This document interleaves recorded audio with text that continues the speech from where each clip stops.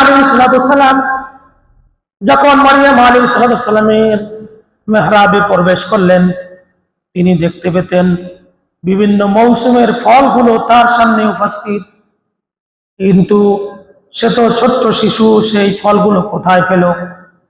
তাকে যখন প্রশ্ন করলেন জাকারিয়া নবী, এই রিজিক, এই খাদ্য সামগ্রী, এই ফলগুলো তুমি কোথায় পেলে? মরিয়ম আলাইহিস সালাম তিনি উত্তর দিয়েছিলেন, قالت هو من عند الله, এই ফলগুলো আল্লাহ তাআলা আমাকে দিয়েছেন, আল্লাহর পক্ষ থেকে আমি পেয়েছি। সুবহানাল্লাহ। তাহলে আল্লাহ ইচ্ছা করলে সবকিছুই করতে পারেন। এই কথাটি যখন চিন্তা করলেন জাকারিয়া আলাইহিস সালাম, তিনি যখন চিন্তা করলেন যে এখন ফলের মৌসুম না, বিবি মরিয়ম আলাইহিস সালাম ছোট্ট শিশু, তাকে আল্লাহ তাআলা কোনো পরিশ্রম ছাড়াই, কোনো লোকজনের দেওয়া ছাড়াই তাকে আল্লাহ তাআলা বিভিন্ন ফল ফলাদি খাওয়াচ্ছেন, তাহলে ওই আল্লাহ সব কিছু করতে পারেন। তিনি নবী সবকিছু বিশ্বাস করতেন। তারপর তিনি জাকারিয়া নবীর ইতিহাস হলো, তার বয়স যখন 120 বছর বয়স পর্যন্ত জাকারিয়া আলাইহিস সালামের কোনো সন্তান ছিল না, এবং তার স্ত্রীর বয়স হয়েছিল 98 বছর। তিনি মরিয়মের ঘরে ফল ফলাদি দেখতে পেয়ে আল্লাহর কাছে যে দোয়াগুলো করলেন, আল্লাহ তাআলা সেটা আমাদের নবীকে জানিয়ে দিলেন। হুনালিকা দাআ জাকারিয়া রাব্বাহ, ওই ফল ফলাদি দেখে জাকারিয়া আলাইহিস সালাম আল্লাহকে ডাকলেন, আল্লাহর কাছে হাত উঠালেন, বললেন, ক্বালা রাব্বি হাবলি মিন লাদুনকা যুররিয়াতান তাইয়্যিবা, হে আল্লাহ, তুমি আমাকে উত্তম সন্তান দান করো তোমার পক্ষ থেকে। ইন্নাকা সামিউদ দুআ, এবং তুমি দোয়া শ্রবণকারী, মানুষ যদি ডাকে তুমি ডাকে আহ্বানকারী। জাকারিয়া নবী দোয়া করলেন কখন? 120 বছর বয়সে। তার স্ত্রীর বয়স তখন 98 বছর। তারপরে তিনি ধৈর্য হারা হলেন না, তিনি আল্লাহকে ডাকলেন, আল্লাহ আমাকে একটি উত্তম সন্তান দান করো। আল্লাহ তাআলা বললেন, ফানাদাতুহুল মালাইকাতু ওয়া হুয়া কাইমুন ইউসাল্লি ফিল মিহরাব। জাকারিয়া নবী আলাইহিস সালাম তিনি যেই দরজা দিয়ে প্রবেশ করতেন বাইতুল মুকাদ্দাসে, সেটা কোথায় এখন? ফিলিস্তিন। এই বাইতুল মুকাদ্দাস বহু নবীদের কিবলা ছিল। তিনি যেই দরজা দিয়ে মসজিদে প্রবেশ করতেন এটাকে বলা হতো মেহরাব। তিনি এটা খুলে দিলে ওই মেহরাবের কাছে এসে ওই যুগের লোকজন ওখানে কোরবানি করত, এই জন্য ওটার নাম মেহরাব। জাকারিয়া নবী মেহরাবের কাছে নামাজে দাঁড়ানো ছিলেন। আল্লাহ তাআলা ফেরেশতা পাঠিয়ে ডাক দিলেন, ফানাদাতুহুল মালাইকাতু ওয়া হুয়া কাইমুন ইউসাল্লি ফিল মিহরাব। মেহরাবের মধ্যে জাকারিয়া নবী যখন নামাজে দাঁড়ানো ছিলেন, ফেরেশতারা ডাক দিলেন। ফেরেশতারা বলতে জিবরাইল আমিন ডাক দিলেন। জিবরাইল আমিন হলেন ফেরেশতাদের সর্দার। আন্নাল্লাহা ইউবাশশিরুকি বিয়াহইয়া মুসাদ্দিকাম বিকালিমাতিন মিনাল্লাহি ওয়া সাইয়্যিদা, নিশ্চয় আল্লাহ তাআলা আপনাকে একটি ইয়াহইয়া নামক সন্তানের সুসংবাদ দিচ্ছেন, এবং এই সন্তানটি আল্লাহ তাআলার অনুমোদন, এটা আল্লাহ তাআলার নিদর্শনের অনুমোদনকারী। ওয়া সাইয়্যিদা, এবং তিনি একজন সংরক্ষিত নেতা। ওয়া হাসূরা, ওয়া নাবিয়্যাম মিনাস সালিহিন, তিনি সংরক্ষিত এবং তিনি একজন সৎ কর্মশীলদের মধ্যে অন্তর্ভুক্ত নবী। ফানাদাতুল মালাইকা, এই আয়াতের তাফসীর করতে গিয়ে তাফসীরকারগণ বলেছেন মালাইকা মালাকুনের বহু বচন, তাহলে ফেরেশতারা আসলেন এই কথার অর্থ হলো জিবরাইল আমিন একা আসলেন, একা এসে জাকারিয়া নবীকে ডাক দিলেন, আপনার জন্য আল্লাহ তাআলা সুসংবাদ দিয়েছেন এবং আপনাকে একটি সন্তান দিবেন, সন্তানের নাম আল্লাহ রেখে দিয়েছেন ইয়াহইয়া। ইয়াহইয়া নামক একটি সন্তান আপনাকে আল্লাহ তাআলা দান করবেন। এরপর আল্লাহ তাআলা যে বলেছেন হাসুরা, মানে সংরক্ষিত। এই সন্তানকে বনি ইসরাইলের লোকেরা তাকে হত্যা করতে চাইবে, আল্লাহ তাআলা তাদের থেকে সংরক্ষণ করবেন। এরপর জাকারিয়া নবী কি বললেন? ক্বালা রাব্বি আন্না ইয়াকুনু লি গুলামু ওয়া ক্বাদ বালাগানিয়াল কিবারু ওয়া ইমরাআতি আকির। এই কোরআনের কথাগুলো শোনা আমাদের দরকার আছে, যেহেতু সবগুলো আল্লাহর কথা বলছেন মুহাম্মদ রাসূলুল্লাহ সাল্লাল্লাহু আলাইহি সাল্লামের কাছে। কোরআনের কথা শুনলে ঈমান মজবুত হয়, দিল তাজা হয়। হতাশ থেকে বাঁচার জন্য আল্লাহ তাআলা এই ঘটনা আমাদের নবীকে জানিয়ে দিলেন।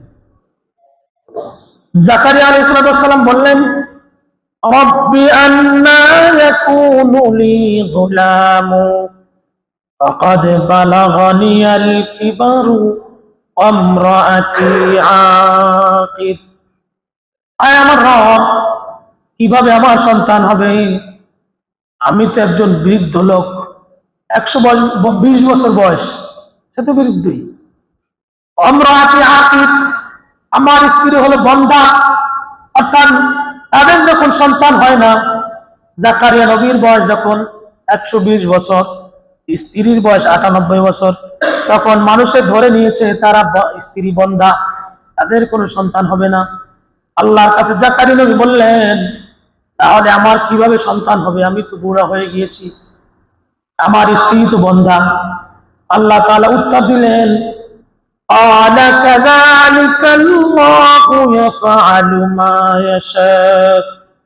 আল্লাহ যা ইচ্ছা তা করেন, আল্লাহ যেভাবে ইচ্ছা সেভাবে সৃষ্টি করেন। সূরা সূরা 51 নং আয়াতে আল্লাহ তাআলা বলেছেন ইয়াহাবু লিমান ইয়াশাউ ইনাসাও ওয়া ইয়াহাবু লিমান ইয়াশাউ যুকুর। আল্লাহ যাকে ইচ্ছা কন্যা সন্তান দান করেন, যাকে ইচ্ছা পুত্র সন্তান দান করেন।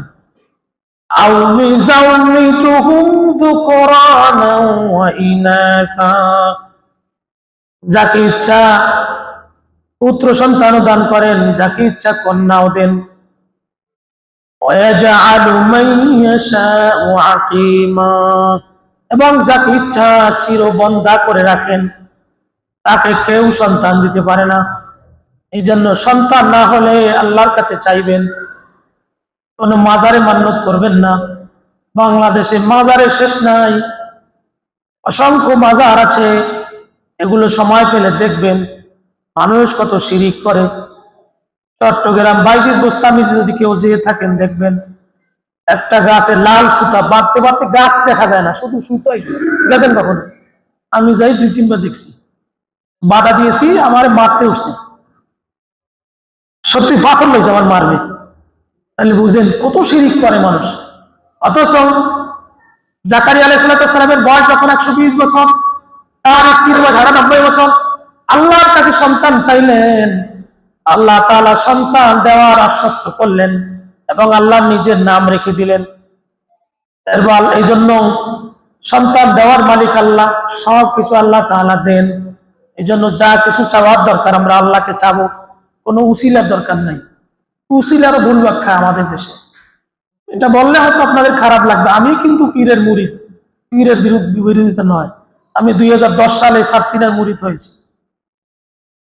আমি কোন পীরের আলেমদের বিরুদ্ধে কোনো কথা জুমায় বলেছে শুনছেন নি? কখনো শোনেন নাই, বলি না। কিন্তু যখন দেখি কেউ শিরিক করে তখন ওই কথাগুলো আপনাদেরকে জানাই।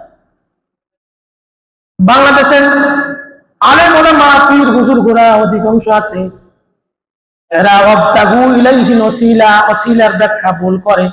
তারা মানুষকে বোঝায় আল্লাহকে পেতে হলে ওসিলা লাগে, অথচ দেখবেন আল্লাহ তাআলা কাবা শরীফের সামনে ইব্রাহিম আলাইহিস সালাম যখন দাঁড়িয়ে দোয়া করেছিলেন, তখন আল্লাহ তাআলা বলে দিয়েছিলেন ফালিয়াবুদু রাব্ব হাযাল বাইত, এই ঘরে রবের মালিকের ইবাদত করো।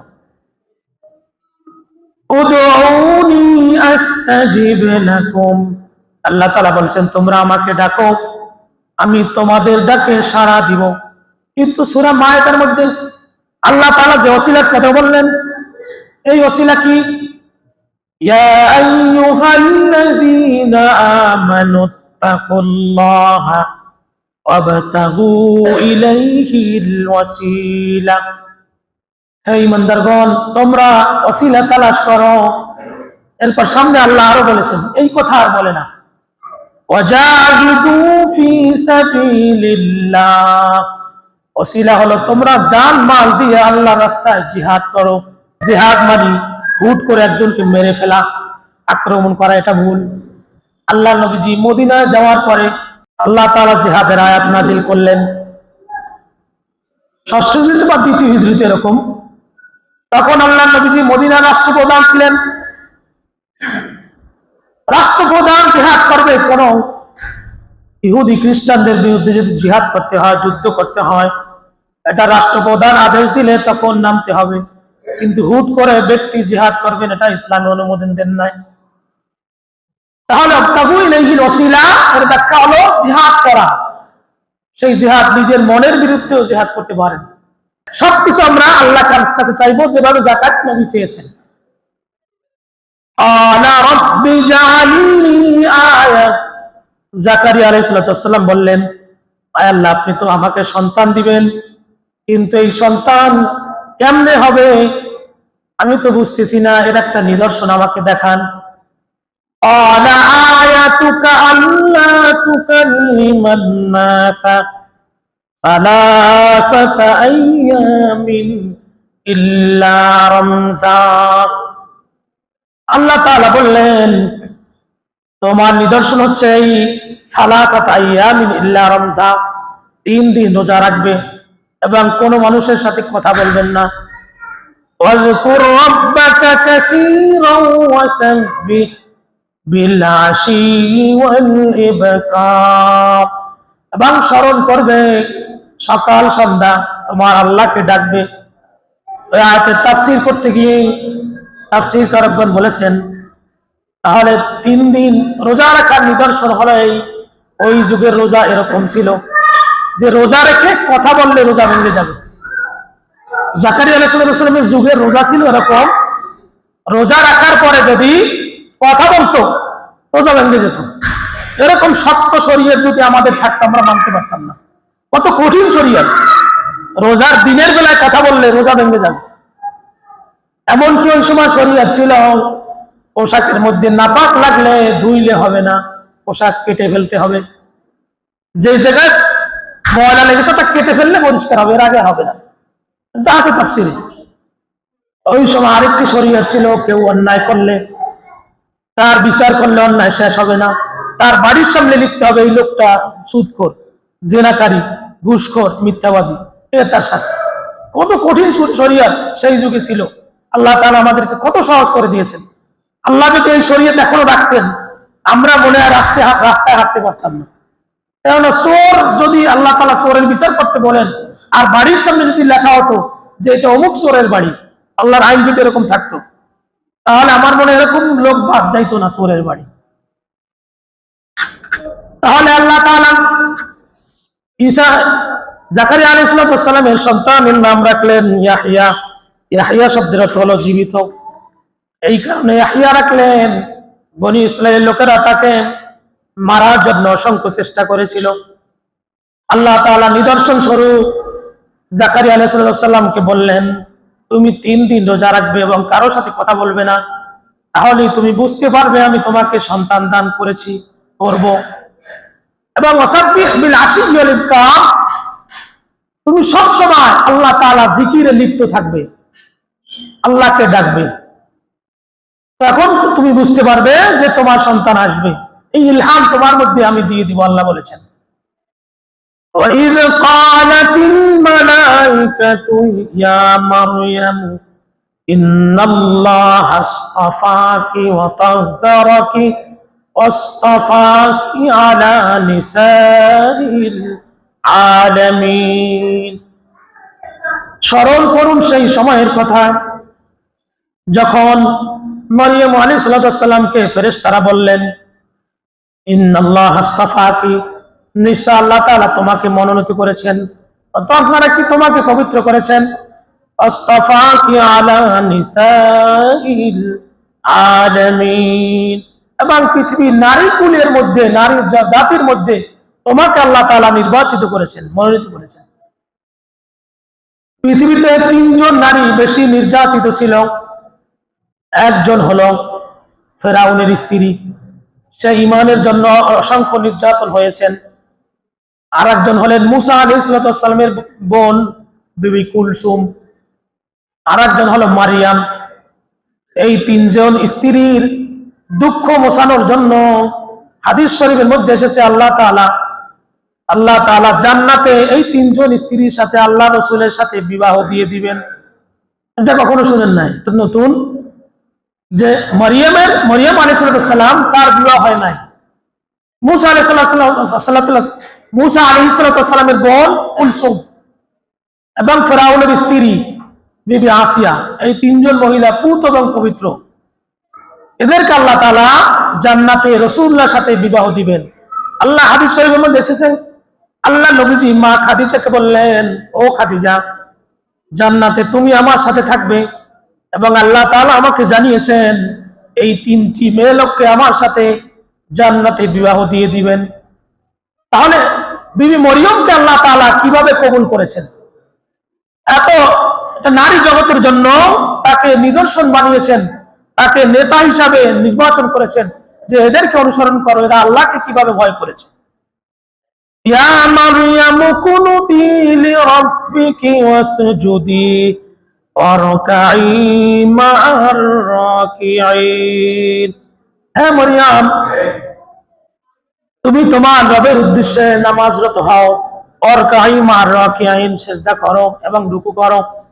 এই আয়াতের তাফসীর কারকগণ ব্যাখ্যা করতে গিয়ে বলেছেন, নারীরা পুরুষের জামাতে অংশগ্রহণ করতে পারবে, পুরুষের পিছনে নামাজ পড়তে পারবে যদি পর্দার ব্যবস্থা থাকে। এছাড়া মহিলারা যদি জামাতে নামাজ আদায় করতে চায় তাহলে মহিলাদের মধ্যে একজন ইমাম নির্বাচন করবেন। সেই ইমাম পুরুষের মতো এরকম এক কাতার সামনে দাঁড়াবে না, মহিলাদের কাতার থেকে 1 বিঘত অথবা 1 হাত সর্বোচ্চ এর সামনে দাঁড়াবে। আল্লাহ তাআলা তাদের মধ্যে শালীনতা দিয়েছেন, এটা বজায় রাখার জন্য এই ব্যবস্থা করেছেন। যালিকা মিন আনবাইল গায়বি নূহিহি ইলাইক ওয়া মা কুনতা লাদাইহিম ইয ইউলকুনা আকলামাহুম। উল্লেখিত বিষয়সমূহ, এই সুসংবাদগুলো আল্লাহ তাআলা জাকারিয়া নবীর মাধ্যমে গায়েবের খবরগুলো দিয়েছেন জাকারিয়া নবীকে।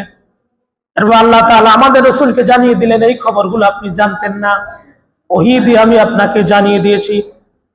আমা কুনতা লাদাইহিম ইয ইউলকুনা আকলামাহুম আইয়ুহুম ইয়াকফুলু মারইয়াম। এবং মরিয়মের লালন পালনের ব্যবস্থা আমি যখন আপনাকে করলাম, অর্থাৎ জাকারিয়া নবীর কথা আল্লাহ বলতেছেন, তখন তারা যে লটারি করলো ওখানে আপনি উপস্থিত ছিলেন না, আমি আপনাকে নির্বাচিত করেছি। ওমা কুনতা লাদাইহিম ইয ইয়াখতাসিমুন। এবং মরিয়মের বিষয় ইহুদিরা তর্কে লিপ্ত থাকতো। এই আয়াত আল্লাহ রাসূলকে জানিয়ে দিলেন, হে নবী, আল্লাহ রাসূলকে বিভিন্ন সময় প্রশ্ন করতেন ইহুদিরা।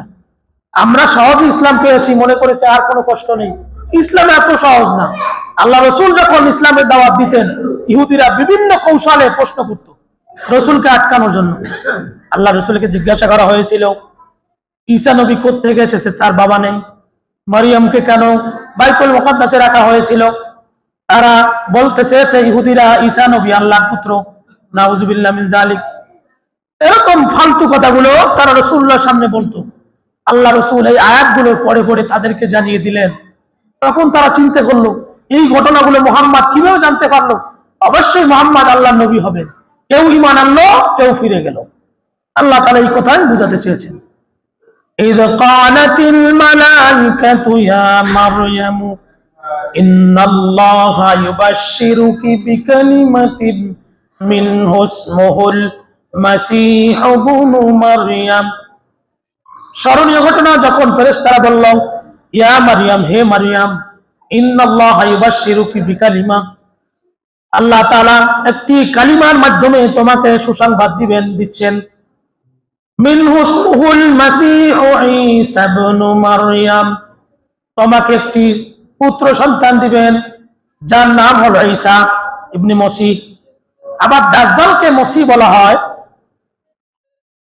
মসিহ শব্দের অর্থ হলো পবিত্র। মসিহ শব্দের চারটি অর্থ হয়। একটি অর্থ হলো মিথ্যাবাদী। মসিহ শব্দের আরেকটি অর্থ হলো পূত পবিত্র, তাকে আল্লাহ তাআলা রক্ষা করবেন, রক্ষাকারী। দাজ্জালকে মসিহ বলা হয়, মসিহ মিথ্যাবাদী, দাজ্জাল এই কারণে মাসিহুদ দাজ্জাল বলা হয় হাদিসে। আর ঈসা আলাইহিস সালামকে মসিহ বলা হয়, আল্লাহ তাআলা তাকে সংরক্ষণ করেছেন।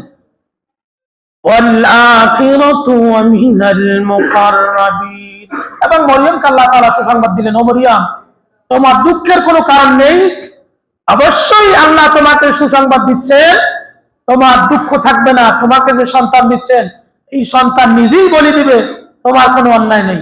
ঈসা আলাইহিস সালামের পিতা নাই আমরা জানি, কিন্তু সে দোলনায় বলে বসে কথা বলেছে, সেটা সামনে আছে। সুন্দর আলোচনা, কোরআনের আলোচনাগুলো শুনতে সুন্দর এবং শিক্ষণীয় বিষয়, আমরা এগুলো শুনবো। আল্লাহ তাআলা সকল বিষয় আমাদেরকে আমল করার তৌফিক দান করুন।